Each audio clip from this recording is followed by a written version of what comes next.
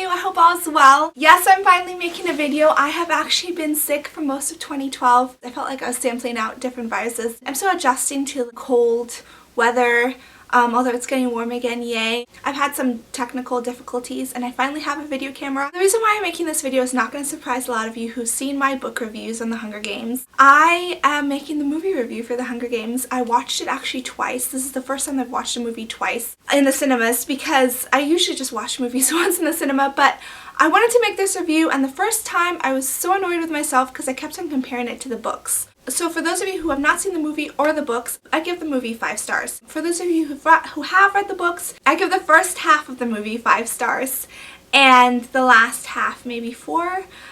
Because there were some changes that kind of bugged me, but overall it was a really good movie. I usually don't compare movies to books, but I definitely, in this case, prefer the books, or at least the first book, because this is the adaptation of the first book. If you are going to read the following books that come after The Hunger Games, I suggest that you don't read the blurb at the back cover until you finish the previous book, because it does give away certain plot twists. So for those of you who have read the books, I suggest you don't reread it just before seeing the movie, because it might prevent you from getting drawn into the story of the movie. So on with the review. The first part with the seam, I thought it was very well done. The way that Effie Trinket was so excited, and the way that the Capitol portrayed the happiness of yay, this is a holiday where kids are dying, but never mind them, this is for honor, this is for this, this is for that. That was an interesting way to show the way that society has been indoctrinated to think that this is okay, or to at least be compliant. The addition of Seneca Crane into the story was really good. You really only find out about his death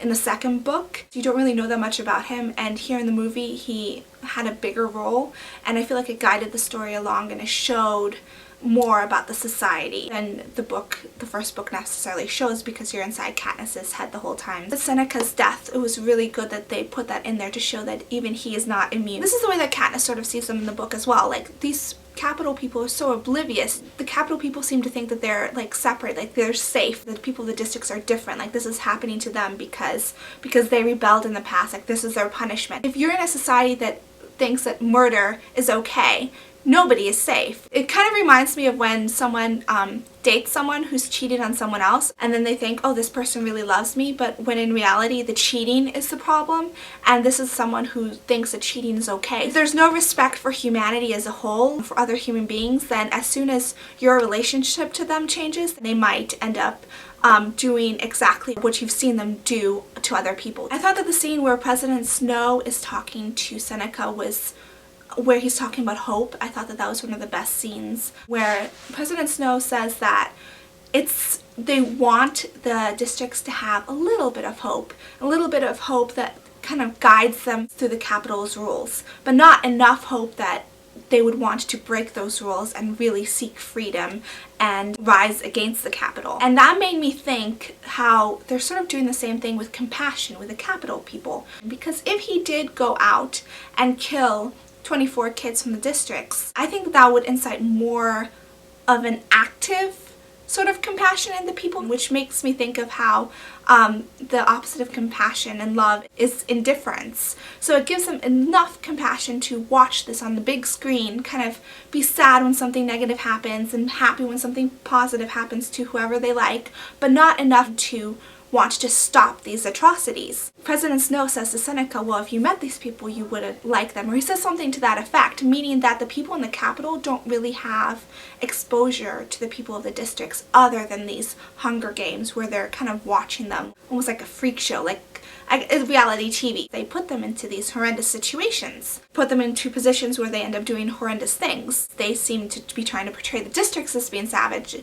They're really the savages themselves. The Capitol is actually distancing the people who live within the Capitol from the people in the districts and making them think that they're different. Even when you see the game makers, when they're creating the fire and all of these things that are destroying people's lives, who are the same ages as their kids, as their own kids, as their sisters, as their brothers. I felt the disconnect. They almost didn't seem to realize that they were dealing with real human beings. In the scene with Peeta and Katniss, they seemed to relate to the human aspect of it, almost as if they were just watching a TV show.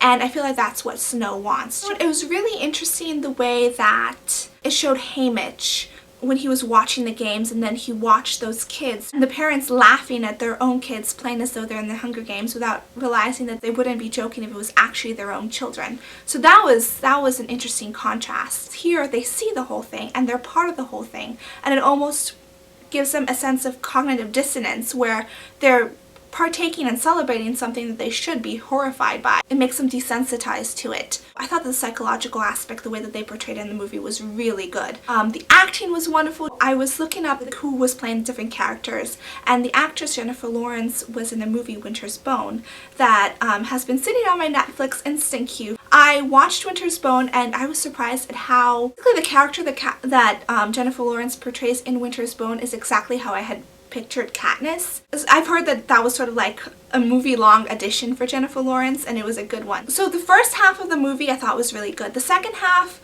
I had some issues with the way some characters were portrayed and the relationships were portrayed. Cinna, I thought that the line in the book where he says that he chose District 12, I thought that was really important. It spoke to his character, how he wasn't just placed with this poor district. I wish that the Avox girl had been in the movie, but I understand why she wasn't, because maybe it might make the plot more confusing for people who are new to it, and I'm hoping that she'll be in Catching Fire. Rue and Peeta were two of the characters that I felt like they sort of inexcusably changed. Peeta, for one thing, they made him really wimpy. I really feel like Peeta was the strongest character, or one of the strongest characters internally in the books. The movie I don't feel like portrayed that, and even, is it Josh Hutcherson, the actor, when he was asked how similar he was to Peeta, he said that he thought that he was a stronger person than Peeta, whereas Peeta didn't really know who he was. And in the movie that's kind of the way it is, but in the books, Peeta is one of the people who knows exactly who he is and who has the stablest base. One of the pivotal parts of the story is when he and Katniss are sitting on the ledge and they're talking, and Peeta says that he doesn't want the Capitol to change him, he doesn't want to be a piece in their games. In the book, I know it's just a line, but in the book, when Katniss asks, oh, do you think that you'll kill anyone, he says, I might, just the same as he says in the movie, but he adds, like, I can't go down without a fight, and that's the reasoning behind it. It's not, oh, I might concede to killing other people. It's that his life is valuable, and of course he can't go down without a fight. And this is a huge thing with the bread. And it didn't really show the backstory of that very much. It just kind of flashed to bread a lot. In the books, Peeta was a little kid, and what he was afraid of was not the rain, it was being beaten up. And in fact, he wasn't afraid of being beaten up, he was willing to be beaten up by his mother in order to throw her the bread. Whereas in the movie, he just threw her bread and he didn't go out in the rain to help her. Peeta also, in the train, he hits the glass out of Haymitch's hand in the book, and in the movie he just kind of gets subdued by Haymitch. In the training center, I thought it was weird when, like, Katniss was saying, you need to go throw that heavy thing because the careers are looking at you like a meal. In the book, Peeta was the one who was being the internal strength and carrying on the conversations because Katniss didn't feel like talking. Peeta was making sure that Katniss laughed and was giving Katniss a good image with the careers. In the book, I guess also you can see how Katniss doesn't fully trust Peeta, and they can't really portray that in the movie, so I guess that sort of plays a role. Also the part where they're in the cave, and Peeta's like, I've watched you walk home from school every day.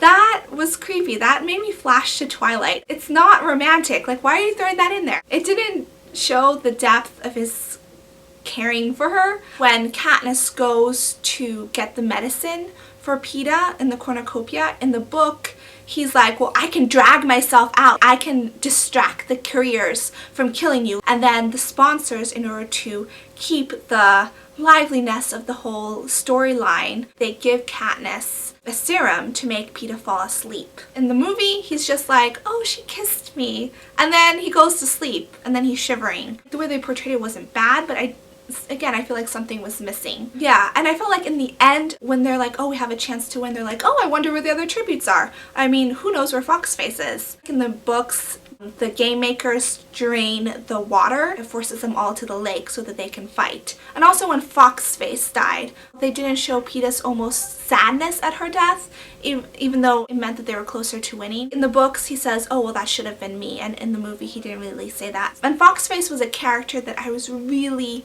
really happy that they showed more. I mean, in the books, Katniss mistrusts Foxface, but then I was thinking of how similar they were. Foxface never tried to kill anyone. Like, she was just a girl who was thrown into that. and I liked how they made her nerdy in the movie when they show her interview, so I thought that was really good. And this sort of leads me to the scenes with Rue. I felt like they did not do Rue's character justice at all. I didn't feel like we connected with Rue. In the books, Rue is like Katniss. Rue has spent her whole life struggling to like feed her younger siblings and to help her family, and then now she's thrown into this horrible situation. Amanda is exactly how I pictured Rue.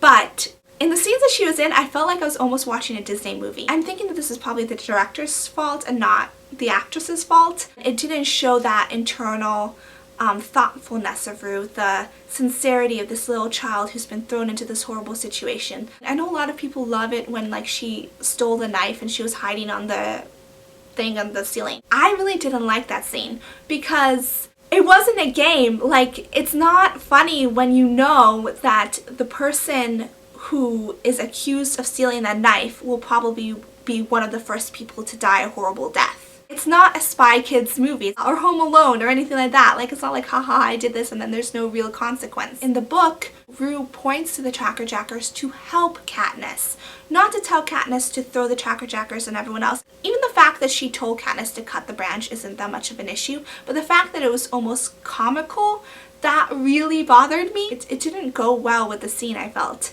And then Glimmer's death, like, I felt like it cut me out of the society, and it just kind of made me more of a spectator. I don't remember if she asked Katniss about Peeta in the book, but the way that she asked, and she's like, ooh, do you like him?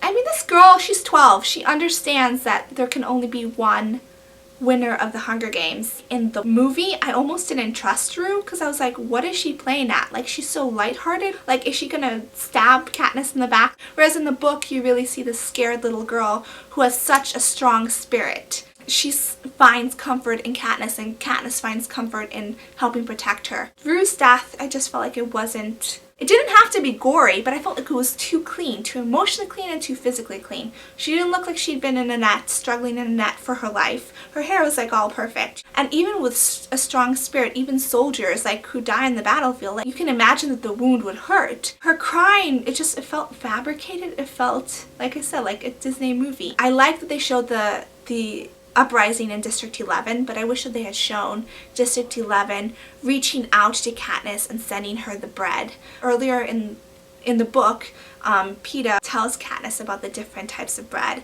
and which bread is from which district. When Katniss receives the bread, she realizes that it's from District 11, and she says thank you to District 11. That was the district and her rebelling against the Capitol, not through violence, but through coming together. And I wish that had been shown in the movie. The part with Thresh and Katniss, I wish that had been longer. In the book, I feel like you understand more of Thresh's like concern for Rue and Thresh's internal struggle as well, even though you don't really know him that much. I liked the dialogue between Thresh and Katniss in the book, and I was really looking forward to seeing that. And you know what, the careers, the whole issue with the careers acting like cheerleaders, I know that bothered some people, but I almost like that because it sort of showed how they were indoctrinated as well. It kind of showed how a group of teenagers can sometimes dehumanize their victim. It made me think of how bullies make fun of other people to separate themselves from the other people. People can't do the same horrible things to someone they identify with. It was good to get a picture more of the careers and to show how, while they seem to take things on a superficial level, there was real seriousness in the situation that they were in. And unlike the Capitol people, they were forced to confront that. And you can see that in Cato at the end, and you can even see that in Clove. Clove, right before she's gonna die, it's like, oh my goodness, this is real. And when reading the book and also when watching the movie, I was thinking, how would it feel like to know that, like, I don't know if they were orphans or like their parents put them in this academy, but these people who are caring for you, they are going to send you off basically to be sacrificed or to go through such a traumatic situation and brutally kill other people. It kind of reminded me of Never Let Me Go, where these kids are raised to be donors for other people and then they're going to die. The scenes where they show the despair and how horrible it was, I feel like that was good. I don't like gore. I don't think that there should have been more gore, but it shouldn't have been so emotionally clean in some parts. When they were all like getting injected with the trackers, I thought it was a really good touch that they showed the kids flinching, and also that they showed the kids flinching at the beginning, all of the children, when they had to prick their fingers. It reminded me of the doctor's office, like when you get your finger pricked, and children don't like that, and like these are just regular children. And with the trackers, like you see these kids flinch when they get injected with it, and then moments later they're being savagely killed. That really hit home for me and helped me relate to the characters more. The point of the story is to show you how horrible it is, and I felt like in the end of the movie you didn't really feel the despair as much as you did in the books. Peeta and Katniss were just sort of, they were happy that they had won, and I wanted to see more of the lasting effects. In the books, at the end of the Hunger Games, Katniss is still like, no, don't separate me from Peeta. Like she's traumatized. And I know that's PG-13, but I feel like what's worse for kids is to show brutality and to show people doing horrible things to each other and not showing the gravity of that. And making that more superficial is kind of what the Capitol did. They showed these horrible things on film and then they kind of trivialized it. And I definitely feel like the actors had the capability of portraying more of that emotional impact, emotional trauma of the whole situation. Jennifer Lawrence did a really good job at the end when she was supposed to be smiling and waving, showing the internal pain while she was trying to look happy. I thought that was good. Overall, the movie as a standalone, and I think that that's the thing, comparing the movie to the book definitely wins, because the books gave the movie so much potential that I feel like it didn't capitalize on in some parts. So yeah, those are my thoughts, and I hope that you enjoyed this review. I'm sorry if it's super long. Anyway, so I look forward to hearing your thoughts in the comments. I'll put links in the down bar, and happy life not in the Hunger Games, because that is one thing to be thankful for. We are not in that society. Yeah, so bye.